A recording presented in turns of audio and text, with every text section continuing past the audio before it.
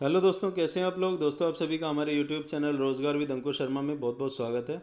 दोस्तों, आज की जो वीडियो हमारी होगी वो होगी एमसीबी से रिलेटेड और फ्यूज़ से रिलेटेड। दोस्तों, आप लोगों ने देखा होगा और मैंने एक वीडियो कल भी बनाई थी जिस वीडियो में मैंने बताया था कि आइसोलेटर और एमसीबी में क्या अंतर है, किस तरीके से कहाँ पे हम कौन आइसोलेटर लगाएंगे, कहाँ पे हम एमसीबी लगाएंगे, दोनों किस तरीके से काम करते हैं। तो उसी से रिलेटेड ये भी एक वीडियो है हमारी।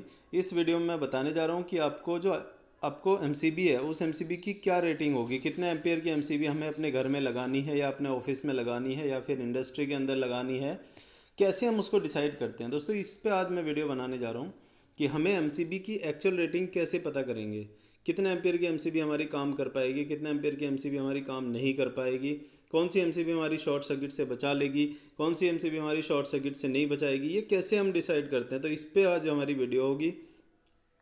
दोस्तों, आज सबसे पहले मैं ये आपसे एक रिक्वेस्ट करता हूँ कि अगर हमारे चैनल को सब्सक्राइब नहीं किया है तो बिल्कुल सब्सक्राइब कर लीजिए, क्योंकि आपको बहुत सारी वीडियो जहाँ पे इलेक्ट्रिकल की मैं अपलोड कर चुका हूँ और आने वाले टाइम में आपको यहाँ पे ऐसी कोई वीडियो नहीं मिलेगी जो यहाँ अवेलेबल ना हो। आप कमेंट बॉक्स में अपने डाउट्स भी लिख सकते हैं, उन पर हम वीडियो ज़रूर बनाएंगे। बाकी वीडियो को स्टार्ट करते हैं। दोस्तों, सबसे पहले मैं आपको बता देता हूँ जो हमारी एम्पियर रेटिंग होती है एमसीबी की, वो किस तरीके से ऑपरेट करती है और कैसे हम उसको डिसाइड करते हैं। ठीक है, तो हम सबसे पहले जाते हैं कैलकुलेशन पार्ट पे।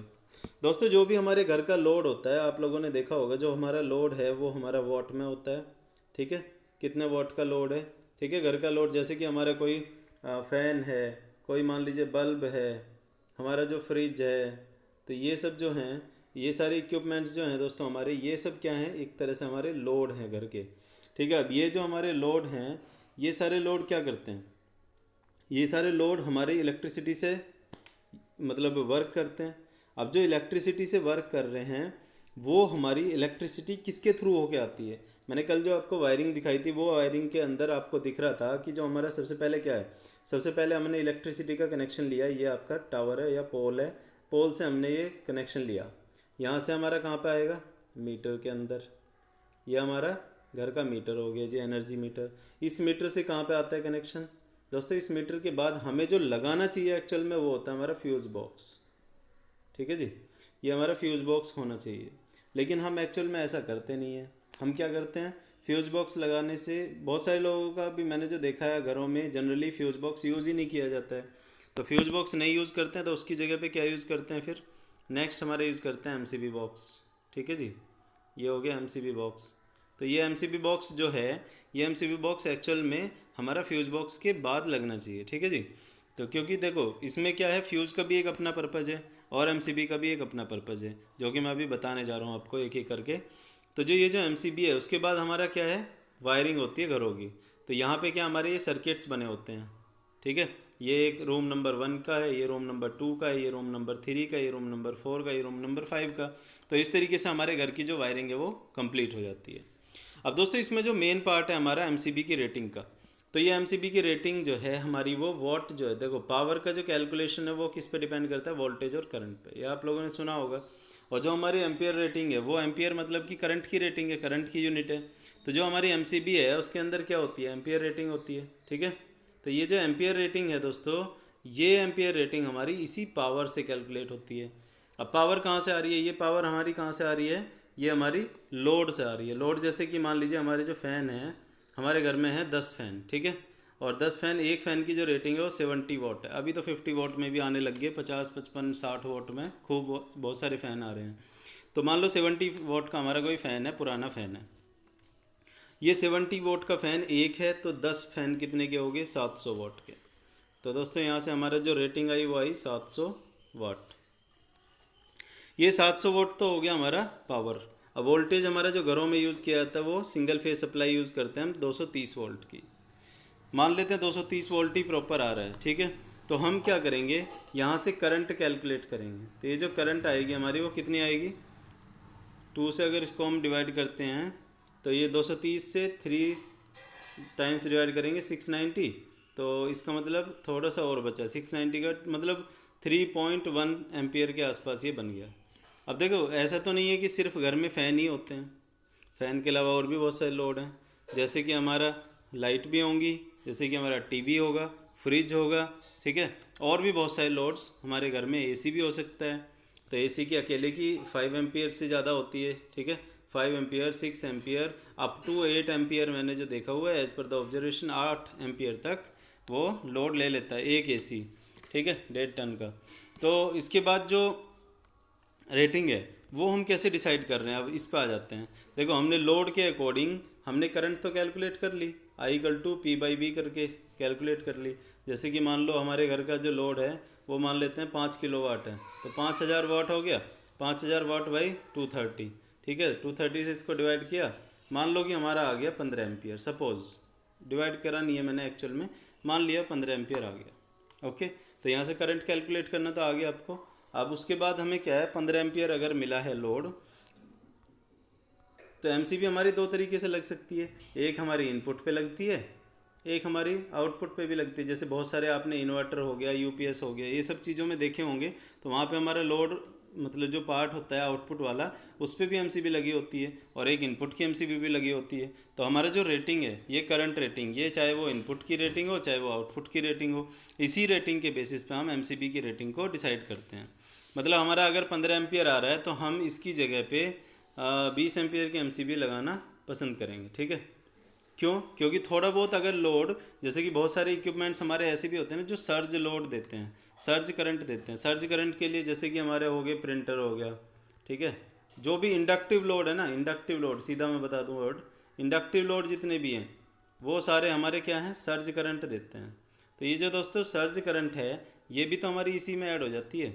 तो अगर मान लेते हैं हम 15 एम्पियर तो हमारा हो गया एक्चुअल लोड जो कि रनिंग लोड है, और उसके अलावा हमारी ड्यूरिंग सर्ज कितना दे देता है वो 10 एम्पियर और दे देता है, तो 25 एम्पियर तक हमारा मैक्सिमम करंट जा सकता है, ठीक है।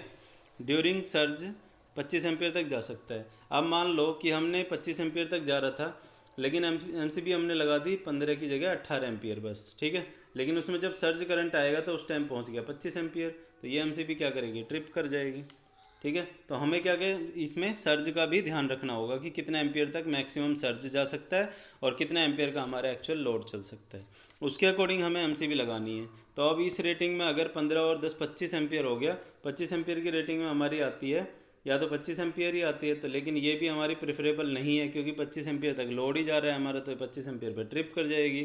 तो इस केस में हमें क्या करना होगा, हमें 25 एम्पियर से ज़्यादा की एमसीबी देखनी होगी, जो कि 32 एम्पियर की अभी अवेलेबल है मार्केट में, ठीक है।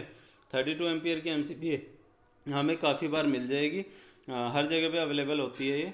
तो आपको 32 एम्पियर की एमसीबी यहाँ पे इस तरह के केसेस में लगा लेनी चाहिए, ठीक है। आपको आई थिंक क्लियर हो गया होगा, नहीं तो मैं एक बार और फिर से बता देता हूँ। 15 एम्पियर आपका लोड था, 10 एम्पियर आपका सर्ज करंट था, तो टोटल हुआ 25 एम्पियर। इस रेंज में 25 एम्पियर ही अगर लगा दें एमसीबी तो वो ट्रिप कर सकता है, तो इसीलिए हम थोड़ी सी ज़्यादा कैपेसिटी लगाते हैं। तो ये 32 एम्पियर की एमसीबी हम प्रीफर करेंगे। अगर कहीं पे इंडक्टिव लोड है ही नहीं, सिर्फ रजिस्टिव लोड है, तो उस केस में हम 15 एम्पियर से थोड़ी सी ज़्यादा लगा देंगे, ठीक है। 20 एम्पियर की एमसीबी लगा देंगे, 25 एम्पियर के लगा देंगे, उससे ज़्यादा लगाने की ज़रूरत नहीं है।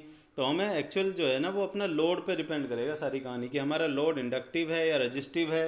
वहाँ पे अगर इंडक्टिव लोड है तो सर्ज कितना आएगा, अगर रजिस्टिव लोड है तो सर्ज नहीं आएगा। तो इन सब चीज़ों का ध्यान हमें रखना होगा, ठीक है। तो ये होगी एमसीबी की रेटिंग। अब दोस्तों ये सब दिख रहा होगा आपको, ये सब एमसीबी हम यूज़ करते हैं। ये जो है हमारे 4 पोल की एमसीबी है, ठीक है। 4 पोल की एमसीबी है, ये हमारी सिंगल पोल एमसीबी है। B6 मतलब कि ये हमारी 6 एम्पेयर की एमसीबी है, ठीक है। और इसको हम किस में यूज़ कर सकते हैं, B6 जो है ये 6 एम्पियर तक का लोड हमारा झेल पाएगी। 6 एम्पियर से ज़्यादा करंट इसके अंदर से फ्लो करा दो तो ये ऑटोमेटिक ट्रिप कर जाएगी। सर्किट ब्रेकर होता है, तो सर्किट ब्रेकर का काम होता है सर्किट को ब्रेक कर देना ड्यूरिंग एनी फॉल्ट और एबनॉर्मल कंडीशन।